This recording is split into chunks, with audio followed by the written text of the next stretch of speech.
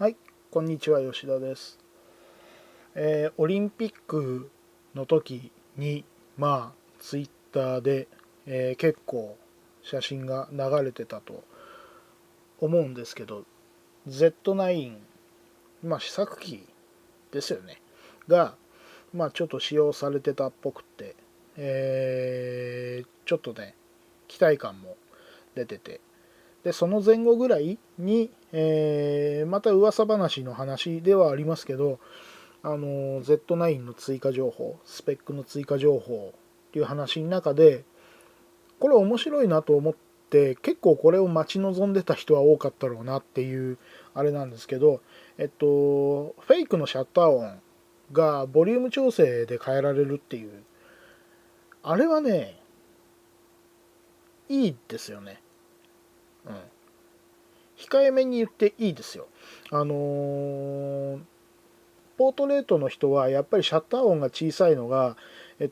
つ撮ってるのかモデルさんに伝わらない、ポートレートの場合は被写体に伝わらないっていうのは、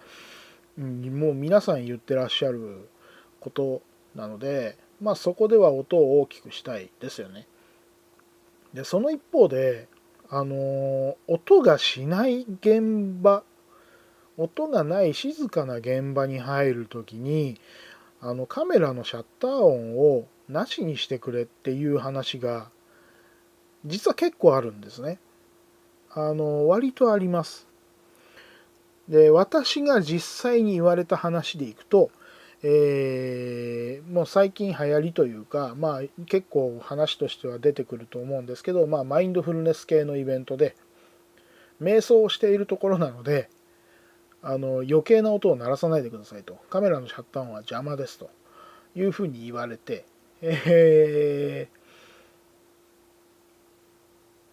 その時はね、私が使ってたのは、D810 なんですよ。今でもそうなんですけど。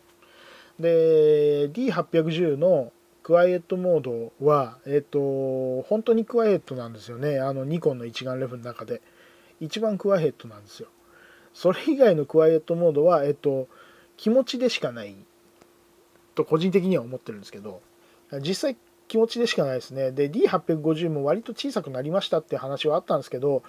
甲高い音がね、結構残ってるので、結構ね、耳につくんですよね、D800、850のシャッター音が。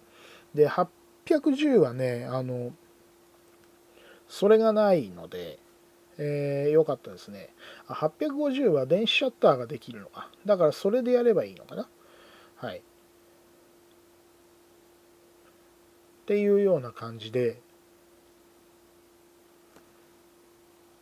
でその D810 で、撮ってたので、シャッター音がうるさいので入れないみたいなところはあって、で結局その時は、ミ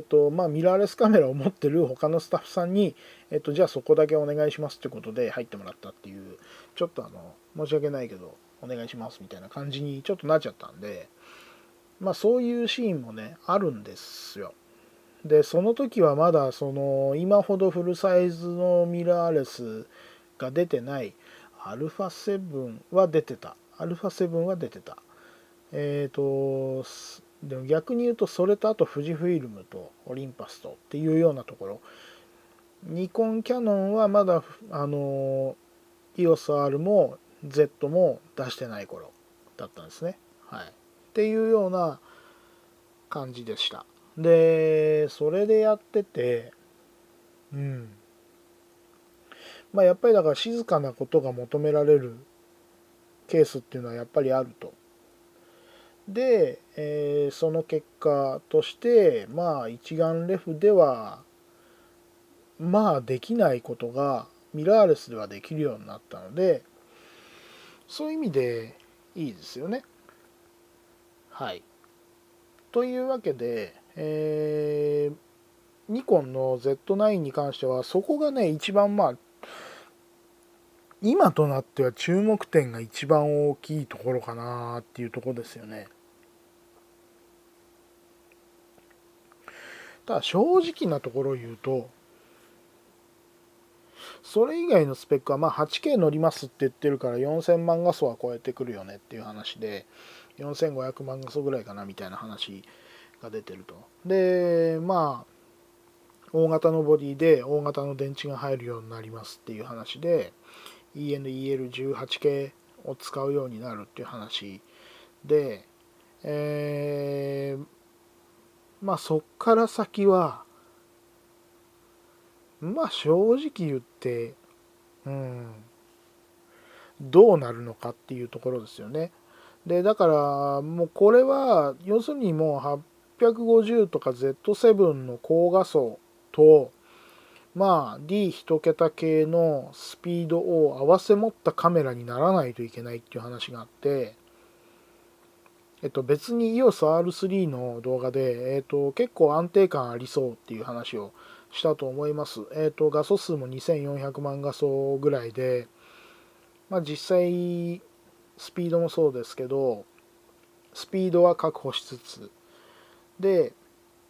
まあ、AF も改善というか、まあ、機能アップをしてきててっていうところで、まあ、Z9 がそういう意味では、新しいスペックとして見える部分でなんというか目新しいというかこれ確実に安定感増すよねみたいな話になるところっていうのはまあそういうここまで目立ったあれはないのかなっていう感じはちょっと今んとこしてますね。でなんかそのツイッターにリークされてた画像を見る限りは、D6 とかまでは、メインの液晶モニターの下に白黒の小さいモニターがあったのがまあそれがなくなってそうな感じだったりとか、まあそういうところですよね。あとバリアングルになってほしいな正直言うと、チルト式だとちょっと限界やっぱり動きとしてあるので前に向けらんないっていうのはねやっぱ大きいですよね。今もこれ実はねチルト式のカメラなのでカメラで撮ってるので液晶は見らんないんですけどこれが液晶見られるとまあ実際座ったとこの構図の合わせ方が楽になるなっていうのは正直言えばありますよね。なのである程度ですね本当にワンマンでいろいろこなせるっていう風にするんであればチルトじゃなくて、バリアングルにしてほしいなと思いますね。だからそういう感じで Z9 がどう出てくるのかなっていう感じですね。これで安定感あるようなカメラになってきてくれると嬉しいなと思ってます。で前々から言ってるように動画のスペックですよ本当に。4K60p でフルフレームで撮れる、8K30p も当然そうなんですけどフルフレームで撮れる、クロップされない、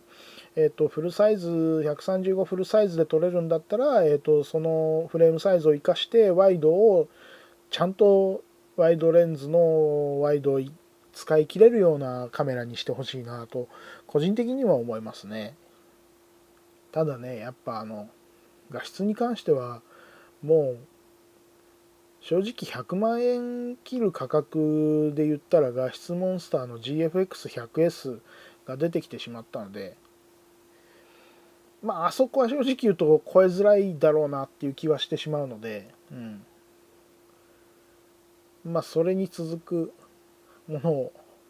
期待したいなと思いますね。はい。そんなわけで、本当にね動画のスペックだけが気になってしょうがないですね。ニコンの動画機能の中途半端さがあったっていうのが、正直言うと自分が富士フィルムを買うきっかけになってるっていう部分もあって富士のカメラは富士のカメラで欲しかったっていうか使ってみたかったのでいいなと思いながら使ってるんですけど今実際にね。でこの間ねXT3 に60マクロをつけてだから135でいうとこの90マクロ1本でちょっと街を歩きつつスナップしてきたんですけどちょっとその写真はその写真でまた別にまとめたいなと思うんですけどそういう意味でいくとやっぱり XT3 は小さくていい小さくて軽くていいっていうのは大きいですね。あの何よりちょっとねそれでも1キロ弱にはなってくるのでずっと肩にかけて持ってればずっしりとはきますよね。カバンに入れててもそうですけど、でもそれでも一眼レフの 1.5 キロよりかは軽いわけですよ。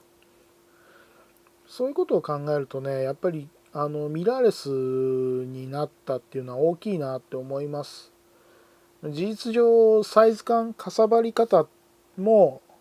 マニュアルカメラ時代のマニュアルの一眼レフぐらいにはなってるので、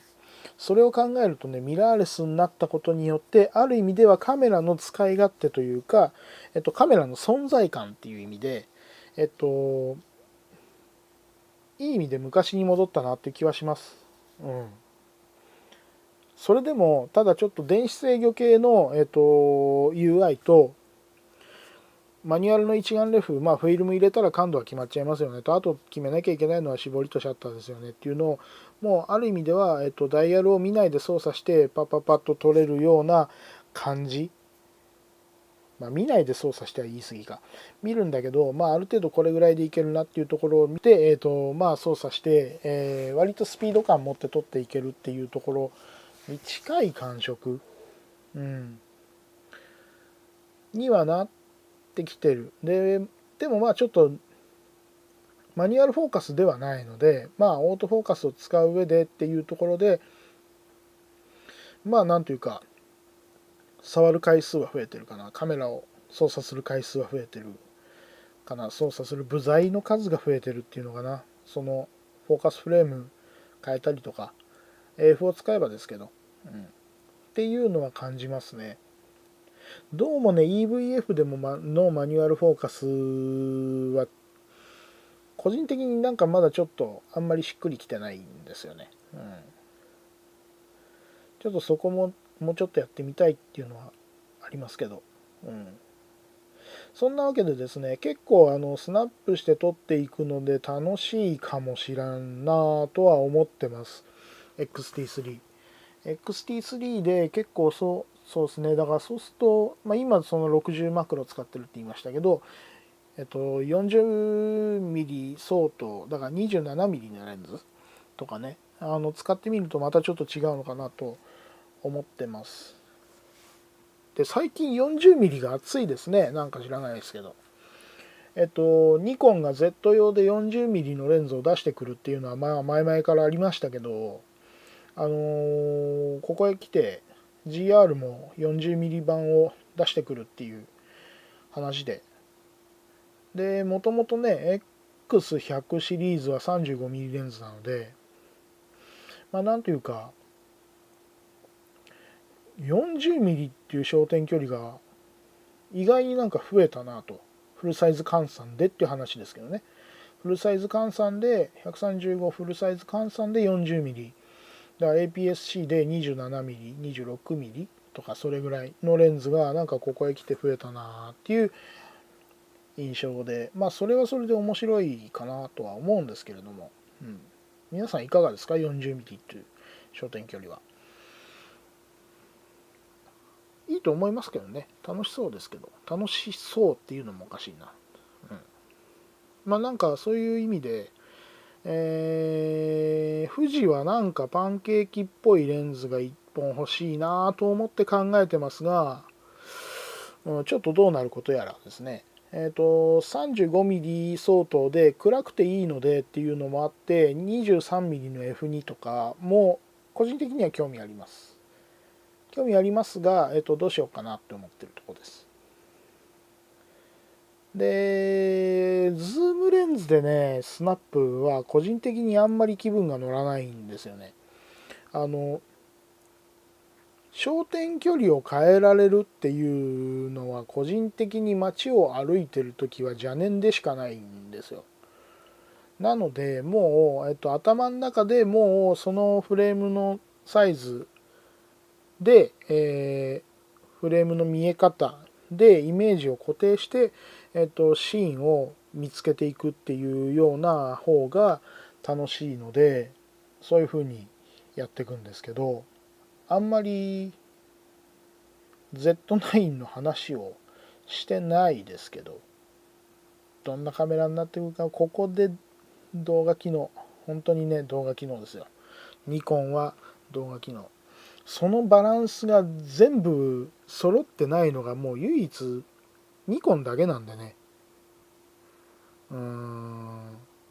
もう2021年の年末になって作れませんとか技術的な要因がとかハードの要因がとか言ってる場合じゃないでしょっていう気はするんですけど、本当はその感じで Z7-3 とかが出てくるといいなっていう気がしてるんですけど、まあ、Z7 の772の後継機っていう感じで出てくるといいなっていう感じなんですけど、どうなるんでしょうねっていうのが今気になってるところです。はい。そんなわけでですね、まあなんというかちょっと結構富士の X シリーズのレンズにいろいろ目はいっているというところです。最近個人的なね、あの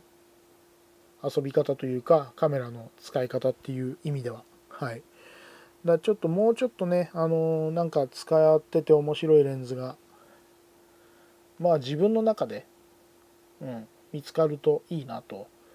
思いながらいろいろ考えてますというか撮ってます。はい。そんな感じです。はい。それでは今日はこの辺で失礼したいと思います。はい。ありがとうございました。失礼します。